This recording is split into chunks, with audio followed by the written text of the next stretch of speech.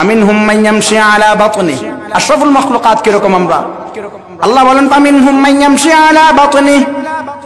হে বান্দা তোমরা শুনে রাখো, আমি দুনিয়ার মধ্যে যা কিছু সৃষ্টি করেছি তাদের মধ্যে অনেককে আমি দুনিয়ার মধ্যে চালাই। তারা দুনিয়ার মধ্যে বিচরণ করে, তারা চলে পেটের মাধ্যমে। কিসের মাধ্যমে? পেটের মাধ্যমে।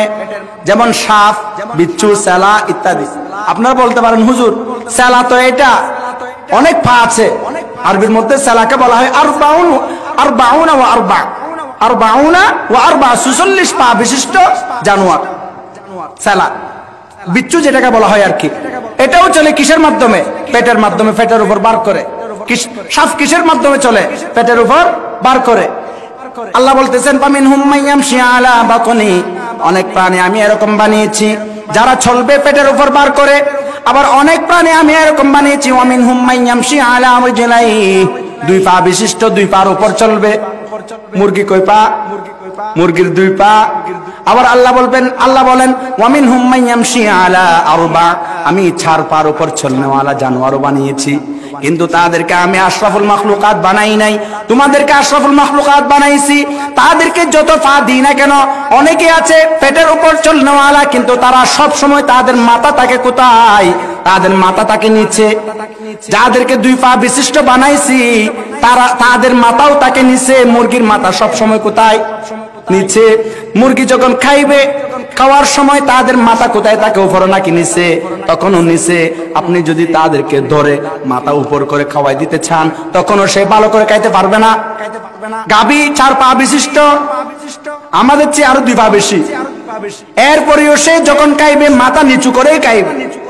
কিন্তু আমি আশরাফুল মাখলুকাত, হে আশরাফুল মাখলুকাত, হ্যাঁ আমার বান্দা বান্দিরা শুনে রাখো, ওয়ালাকাদ খালাকনাল ইনসানা ফি আহসানি তাকওয়িম, আমি তোমাদেরকে সবচেয়ে সুন্দর বানাইছি। তোমাদের চেয়ে সুন্দর আর কোনো প্রাণী আমি বানাই নাই, তোমাদের চেয়ে সুন্দর আর কোনো প্রাণী বানাই নাই। কিন্তু তোমরা এরপরে তোমাদের মাথা আমি সবসময় উপরে রাখছি। আমাদের মাথাকে সবসময় নিচে নাকি উপরে? খাওয়ার সময় মাথার নিচে যদি আমরা বেশি নিচে করি তাহলে ভালো করে খাইতে পারি না। খাওয়ার সময় আমাদের মাথা উপরে, চলার সময় আমাদের মাথা উপরে। এমনকি যখন আপনি শুইবেন, ঘুমাবেন, সমস্ত পিঠ আপনি মাটির সাথে মিশিয়ে দিয়েছেন, কিন্তু মাথাটা উপরে রাখতে হয়েছে। বালিশ ছাড়া আপনি ভালোভাবে শুইতে পারেন না। এটা করছে কে? আমার আল্লাহ। আল্লাহ ছাড়া এটা কেউ করে নাই। আমাদেরকে আশরাফুল মাখলুকাত বানাইছে আল্লাহ তাআলা। আমাদের মাথা সব সময় উপরে রাখছে। তা না, শুধু তা না, আপনি যখন কবরের মধ্যে যাইবেন, কবরের মধ্যে যাওয়ার পর ছোট্ট একটা বালিশ করে না? কেন করে? আল্লাহ বলতেছেন আমার বান্দা কবরে আসছে, এইখানেও তাকে আমি সম্মানী বানাইছি। সুবহানাল্লাহ। তার আমল যেরকম হবে সেরকম, সেটা ভিন্ন বিষয়। সেটা আমার এবং তার মধ্যে, কিন্তু তোমরা দেখবা তার মাথা উপরে। সুবহানাল্লাহ। আল্লাহ তাআলা আমাদের মাথা সবসময় উপরে বানাইছে। যে মহান রব্বুল আলামিন আমাদের সব সময় আমাদেরকে উপরে রাখছে। কিন্তু যখন দৈনিক 5 বার ডাক দেয়, হে বান্দা তোকে তো আমি 24 ঘন্টার মধ্যে সব সময় তোর মাথা উপরে রাখছি। যখন শুবি তুই, তখনও তোর মাথা আমি উপরে রাখছি। যখন তুই খাইতে যাবি তখন আমি তোর মাথা উপরে রাখছি। যখন তুই ব্যবসা করবি তখন আমি তোর মাথা উপরে রাখছি। সব সময় তোর মাথা আমি উপরে রাখছি। কিন্তু 5টা সময় 5 মিনিট করে 25 মিনিট তুই আমার জন্য মাথাটা নিচু কর।